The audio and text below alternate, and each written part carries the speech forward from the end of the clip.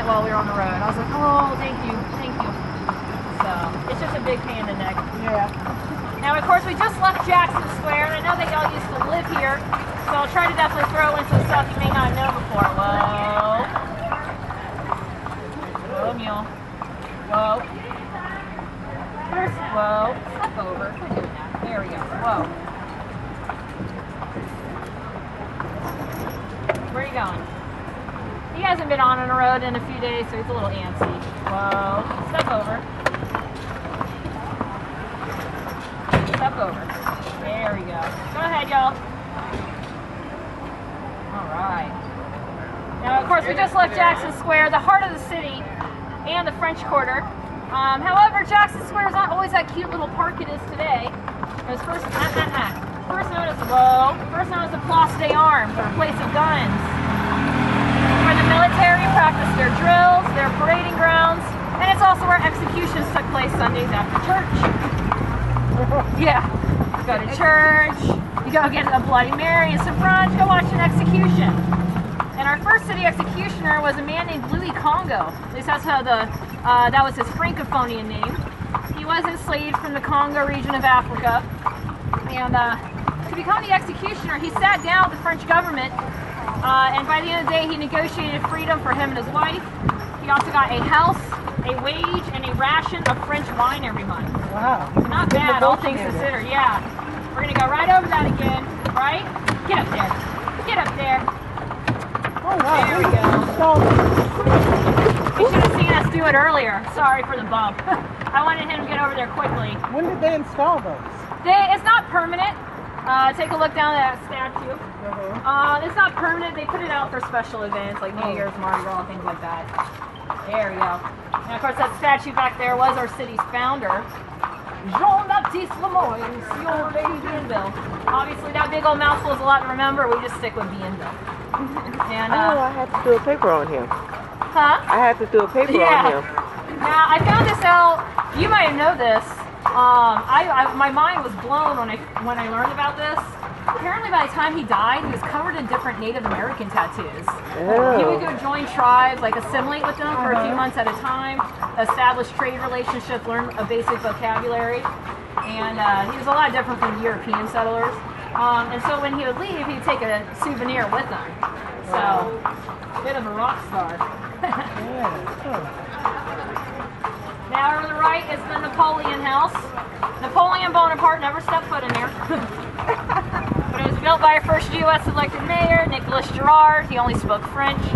And when he heard that Napoleon was about to be exiled for the second time, he decided that he was going to go hatch a plan to rescue Napoleon. And as y'all know, classic New Orleans politics. A pirate and a mayor team up to go rescue an exiled dictator. But they never went on their mission before they could. They heard the news that Napoleon had already died. Supposedly a stomach cancer, I believe, but there are still theories out there to say the walls were laced with poison, and that's what slowly killed Napoleon, a lot of arsenic, things like that. Now the courthouse, the Supreme State Courthouse, or State Supreme Courthouse, was built around 1916 and cost over $10 million back then. Oh, the wow. magnolia trees were planted the same year, so they're just over 100 years old. And Angela Davis was tried here. Oh yeah, and that's where Clay Shaw was acquitted in connection with the murder of President John F. Kennedy. I always remember it because of Runaway Jury. I loved that movie when I was a kid. Oh. Easy. Easy.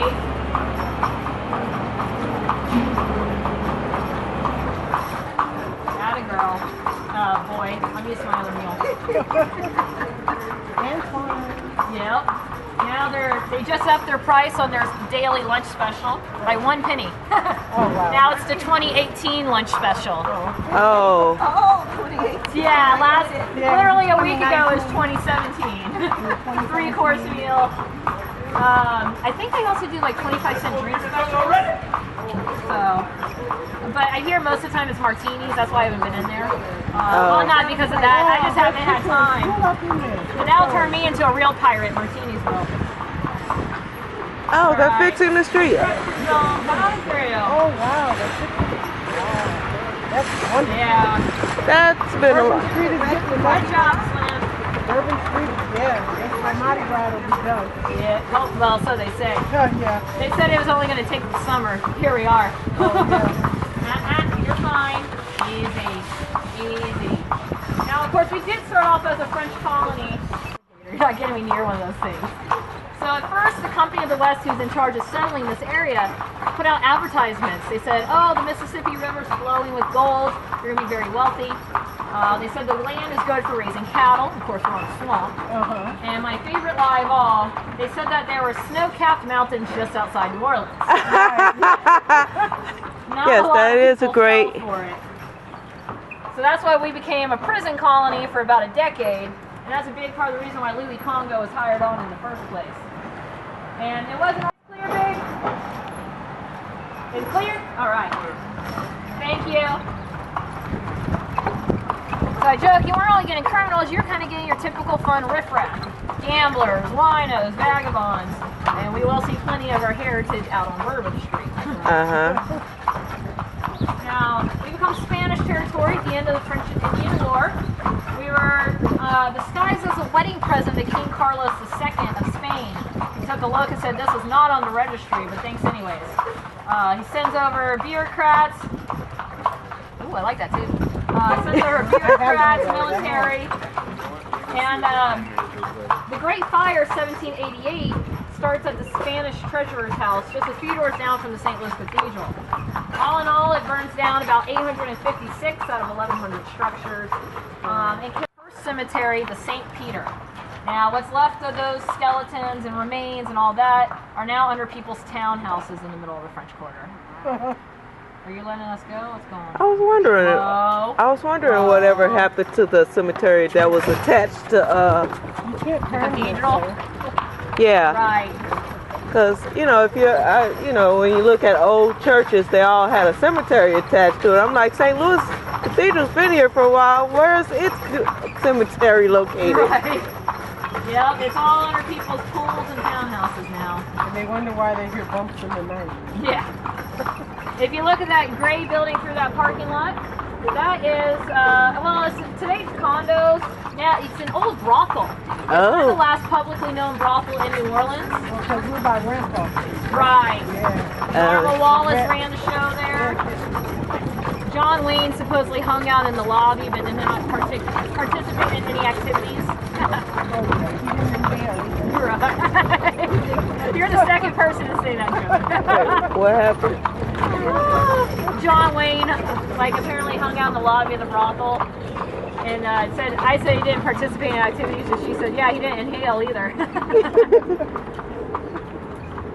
Now, that was kind of the last one. Norma Wallace was born right around the closure of Storyville, so she was running her show in the 50s and 60s, and then finally was run out of town. But of course, back there behind the cathedral was the site of our legalized red light district, Storyville. Jelly Roll Gordon played in the halls and the brothels there, so did Louis Armstrong. There we go. Now, the reason why it shut down in 1917, after a 20-year run, not because business was bad, but because of World War I.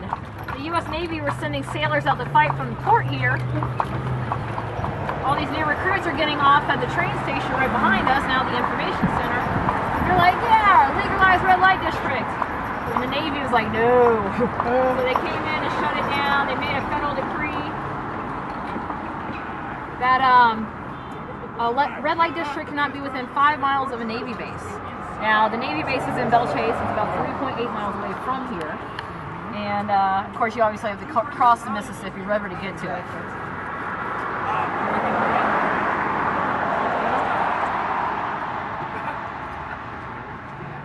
I was just wondering why they were so here.